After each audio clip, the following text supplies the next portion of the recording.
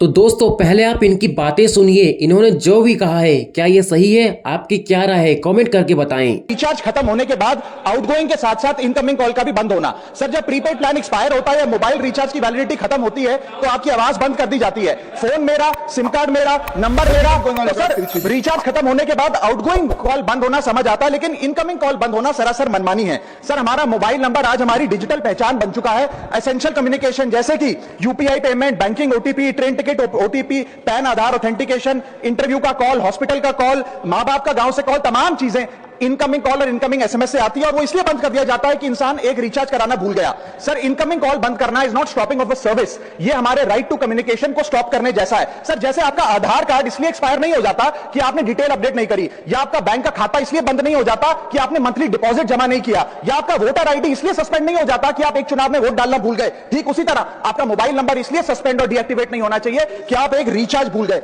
Sir मैं सदन में फ्री आउटगोइंग की मांग नहीं कर रहा, फ्री डेटा की मांग नहीं कर रहा, लेकिन इनकमिंग कॉल फैसिलिटी की गारंटी होनी चाहिए। मेरी 3 स्पेसिफिक मांग है। पहली, प्रीपेड मोबाइल कनेक्शन में इनकमिंग कॉल और इनकमिंग एसएमएस कम से कम 1 साल तक कंटिन्यू रहे, चलता रहे from the date of the last recharge, ताकि एसेंशियल कम्युनिकेशन चलती रहे। दूसरी, deactivation of the mobile number after 3 years. ऐसा ना हो कि आपका मोबाइल नंबर किसी को आपका मोबाइल नंबर बंद करके किसी और को अलॉट कर दिया जाए। कम से कम 3 साल का ग्रेस पीरियड देना चाहिए from the date of the last recharge. And third demand, mobile operator should introduce a low cost incoming only plan. वो लोग जो सिर्फ इनकमिंग के लिए फोन रखते हैं उनके लिए, जैसे कि 10 रुपए में 180 दिन की इनकमिंग कॉल की फैसिलिटी। इस प्रकार की स्कीम्स मोबाइल ऑपरेटर को लानी चाहिए।